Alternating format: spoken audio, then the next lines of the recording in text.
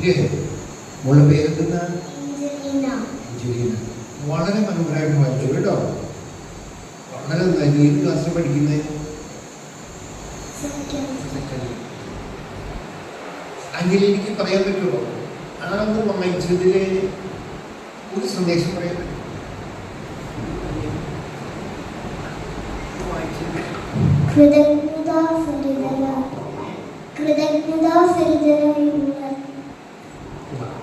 എനിക്ക് പിതാവിന് ഇഷ്ടപ്പെട്ട വാക്ക് എന്താണെന്നറിയോ? മിശിഹായുടെ വചനം പ്രഘോഷിക്കാൻ ഞങ്ങൾക്ക് ശക്തി ഉണ്ടാകാനായിട്ട് നിങ്ങൾക്ക് വേണ്ടി പ്രാർത്ഥിക്കണമെന്ന് പൗലോസ് ചെയ്യാൻ പറയുന്നത്. അതായത് വളരെ മനോഹരമായിരുന്നു കേട്ടോ. ഇടുക്കി കേട്ടോ. ഒരു ചോദ്യം കുട്ടികളോട് ചോദിക്കില്ല. ഇന്നത്തെ സുവിശേഷം തുടങ്ങുന്നത് എങ്ങനെയാണ്? 6 മാസം ഗബ്രിയേൽ ദൂതൻ ഗലീലയിലെ നസറത്ത് പട്ടണത്തിലെ ദാവീദിന്റെ വംശത്തിൽപ്പെട്ട യോസഫിന് പേരായ പുരുഷനുമായി വിവാഹം ചെയ്യുന്ന കന്യകയുടെ അടുക്കിലേക്ക് ദൈവത്താൽ അയക്കപ്പെട്ടു. 6 മാസം. എന്തിൻ്റെ 6 മാസമാണ്? ഇന്നത്തെ സുവിശേഷം തുടങ്ങുന്നത് 6 മാസം ഗബ്രിയേൽ ദൂതൻ മറിയത്തിൻ്റെ പക്കലേക്ക് അയക്കപ്പെടുന്നതാണ്. എന്തിൻ്റെ 6 മാസമാണ്? കുട്ടികൾ ആർക്ക് പറയാൻ പറ്റും? നീ പറഞ്ഞു.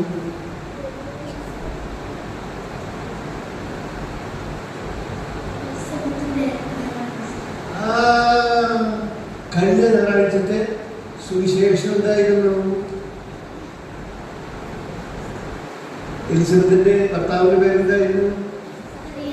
സക്കറിയ. അപ്പൊ സക്കറിയായുടെ ഒരു സന്ദേശം ദൈവത്തിന് ദൂരം പറഞ്ഞു.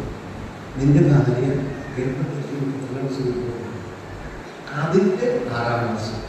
നല്ല മിടുക്കിയായിട്ട് ഇത്തരം പറഞ്ഞിരുന്നു കേട്ട.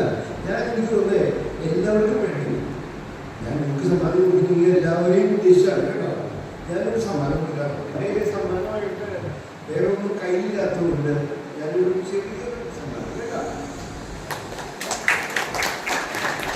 അതായത് നമ്മുടെ മംഗലമാട്ടക്കാരനാണ്.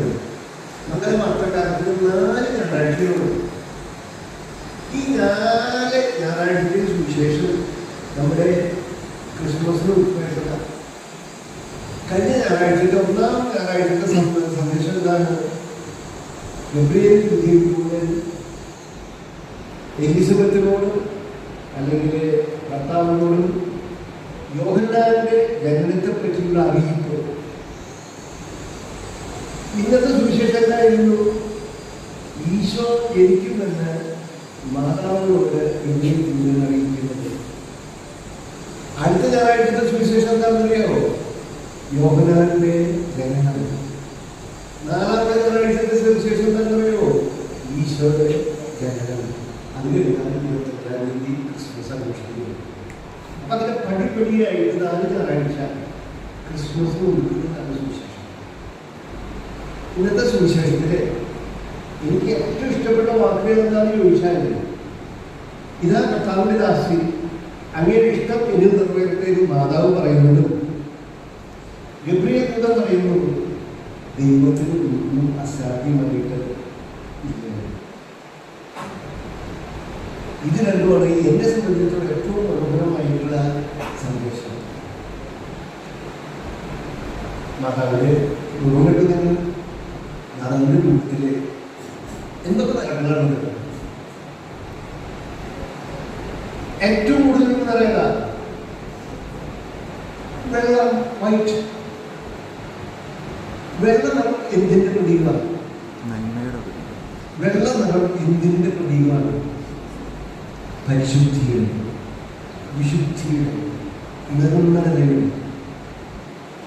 ഇന്ന് നമ്മൾ തിരുനാൾ ആഘോഷിക്കുന്ന മാതാവിന്റെ തിരുനാളെന്ന് മാതാവിന്റെ അമലോത്ഭവം എന്ന് പറഞ്ഞാല് കളങ്കമില്ലാത്ത, പാപമില്ലാത്ത ഉത്ഭവം.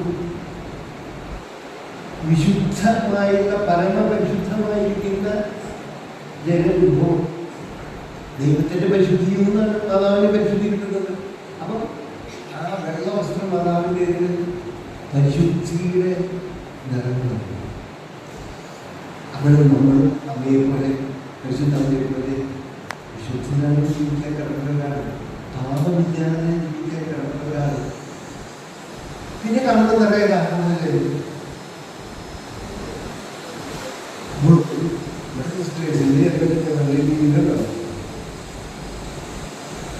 ബ്ലൂ എന്തിൻ്റെ നിറമാണ്?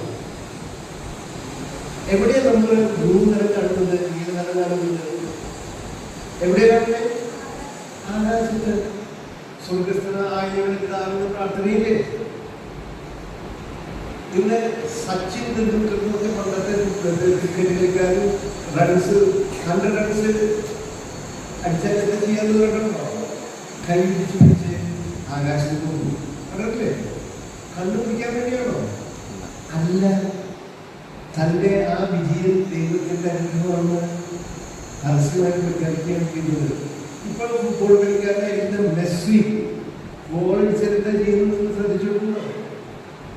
കുരിശു കളിച്ചിട്ട് കൈ പിടിച്ച് ആകാശത്ത് പോകും. ശ്രദ്ധിച്ചിട്ടുണ്ടോ? അത് ശ്രദ്ധിച്ചില്ല. ഒന്ന് ശ്രദ്ധിക്കുന്നതായി എപ്പോഴും ചെയ്യാറ് മെസ്സി. അപ്പം അയാളോട് ചോദിച്ചു എന്താണ് ചെയ്യുന്നത് ചോദിച്ചു. അപ്പോൾ തീർച്ചയായിട്ടും വിശ്വാസത്തില്ല. പിന്നെ പുള്ളിക്ക് ഏറ്റവും ഇഷ്ടമുണ്ടായിരുന്ന പുള്ളിയുടെ അമ്മാമയാണ് ഗാൻഡർ. അപ്പം അമ്മാമ സുഹൃത്തുക്കൾ കൊണ്ട് തന്നെ അനുഗ്രഹിക്കുന്നു എന്നുള്ളത് അമ്മാമയോട് നന്ദി പറയുന്ന അമ്മാമയോട്